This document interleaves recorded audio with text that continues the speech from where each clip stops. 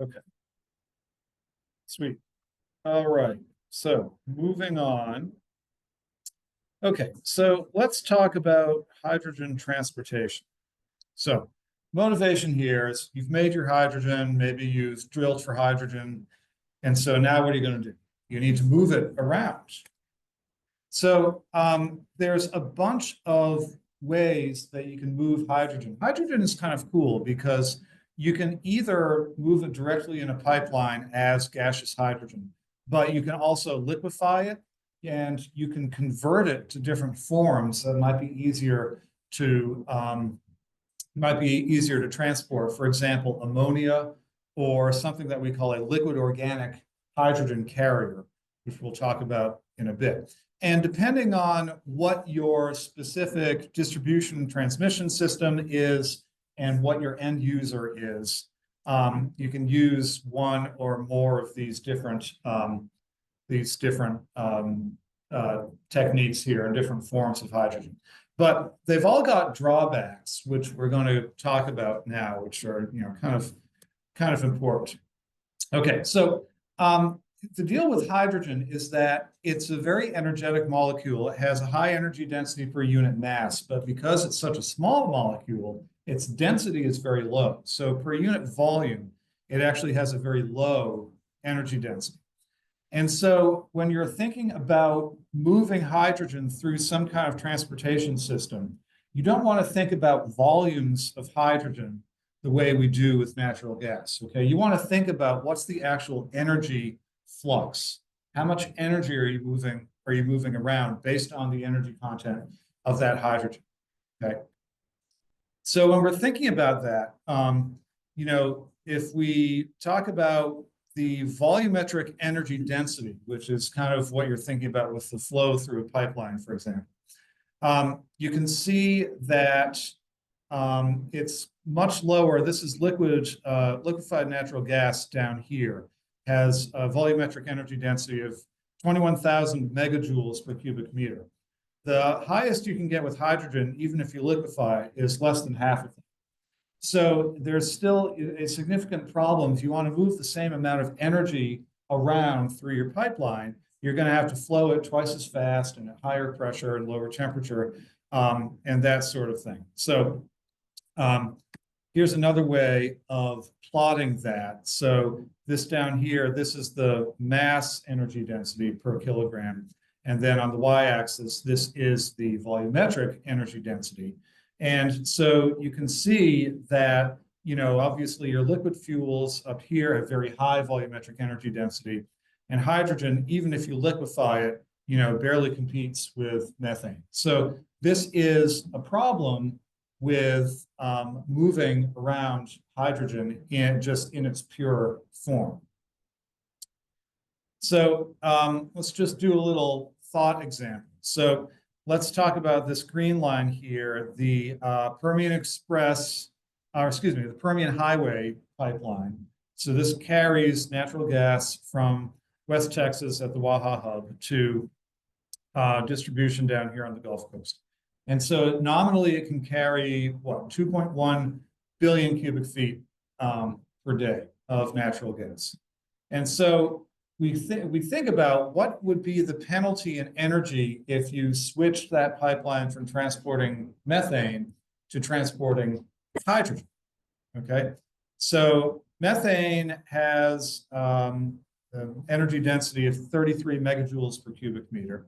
And so if we convert that to the flow rate in this pipeline, that gives us 1.9 gigajoules per day of energy that you can transport. Now, hydrogen, on the other hand, at normal temperature and pressure, it's only 12 megajoules per cubic meter.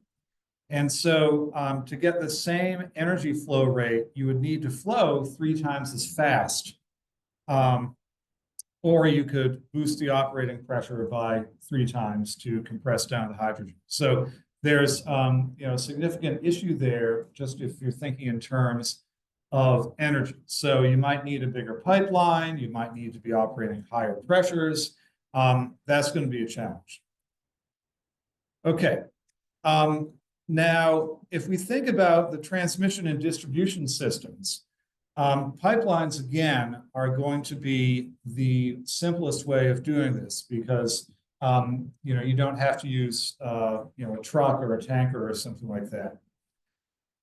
So this is a map of the natural gas pipeline network in the United States. We have 3 million miles as of 2021 of pipelines. And so the question is, why can't we just use those to transport hydrogen? And there's a little bit of an issue with hydrogen, and it has to do with how it reacts with the material that the pipeline is made of. So this is a pie chart of what pipelines are made out of in the United States. And you can see that about half of them are made out of plastic. So like the gas pipes that are run under the street that bring natural gas to your house, those are generally plastic. And I know this because over the summer they ripped up the street in front of my house and redid the gas pipeline. So I got a good look at it. But the other half are made of some type of steel or iron. And this is where we run into trouble. So steel is iron plus carbon plus a bunch of other things that you can add to give it different properties, durability, that sort of thing. Okay. Corrosion resistance and that sort of thing. But the iron is really the problem here. So this is a pretty detailed table, and I'm not going to go through it ad nauseum here, but there are a number of different ways that hydrogen can adversely react with steel. And they occur at different conditions, different amounts of hydrogen. But generally, exposing your pipeline, your steel pipeline to hydrogen will result in some type of corrosion and possibly eventual failure of the pipe itself. And so we can look at some of the mechanisms here. So hydrogen, being a very small atom, can diffuse through most materials and accumulate and form voids that can eventually force the metal apart. It can also get into cracks and force the cracks apart. It can cause a phenomenon called decohesion, which is where the actual molecules in the steel get pushed apart from each other and they start coming apart. Another thing that can happen is hydride formation. So if your steel contains any one of these elements, the hydrogen will react and form a metal hydride, which then can cause additional cracking. And you can also just get what's called hydrogen attack, which actually generates methane inside the steel. So there's all kinds of bad stuff that hydrogen can do to metal pipelines. So you can't just repurpose an existing natural gas pipeline and use it to transport hydrogen. It's not that simple. Now, I haven't picked on plastic pipes, but now I'm going to pick on plastic pipes. Hydrogen is smaller than methane. So this is methane over here. It's got a van der Waals radius of about 380 picometers. And hydrogen clocks in at about 289 picometers. So it's quite smaller. And it will therefore diffuse through the plastic faster than methane would.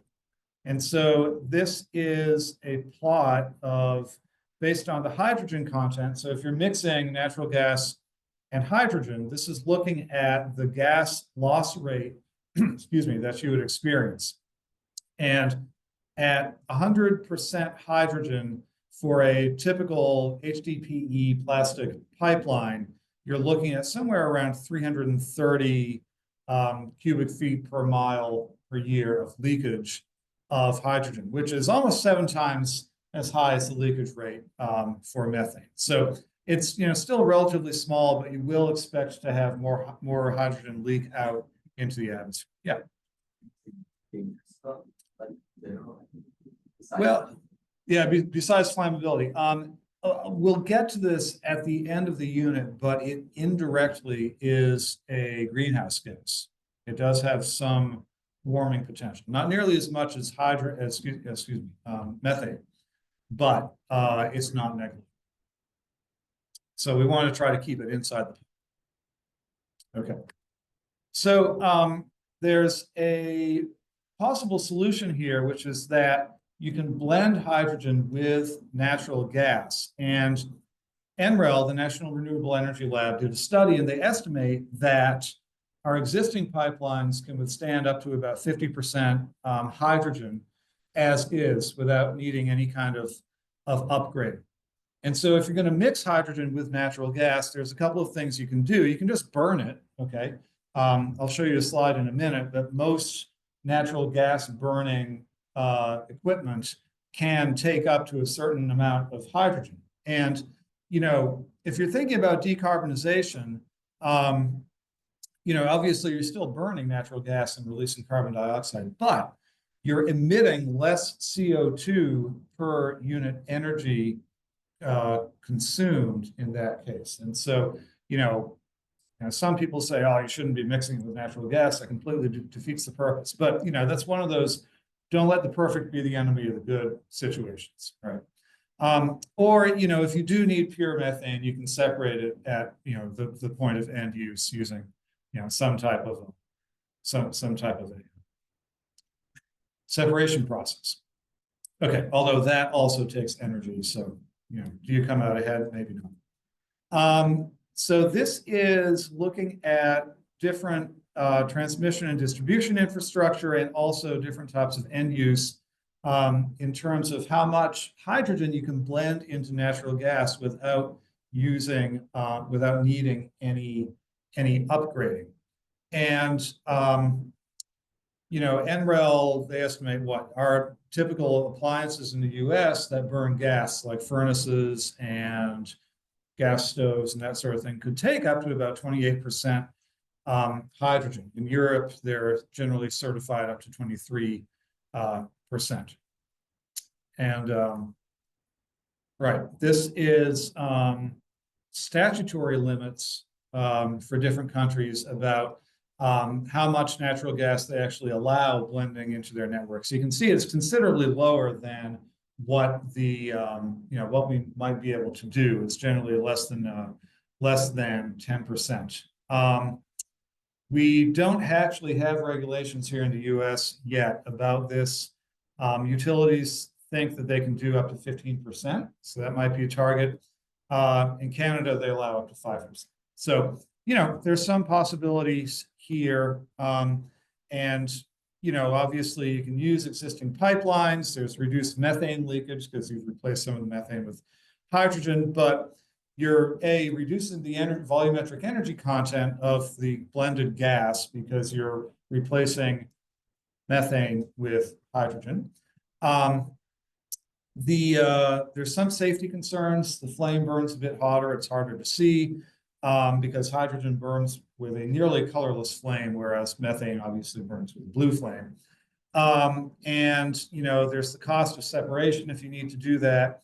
And there's also an increased cost just because of the cost of hydrogen relative to methane in terms of a per energy basis. So it's not a perfect solution, but it could be something that we see more of in the future. Okay, that is a good stopping point. We'll jump up to liquid hydrogen on Friday, but I hope you all enjoy the rest of your Wednesday, and I'll see you all back here.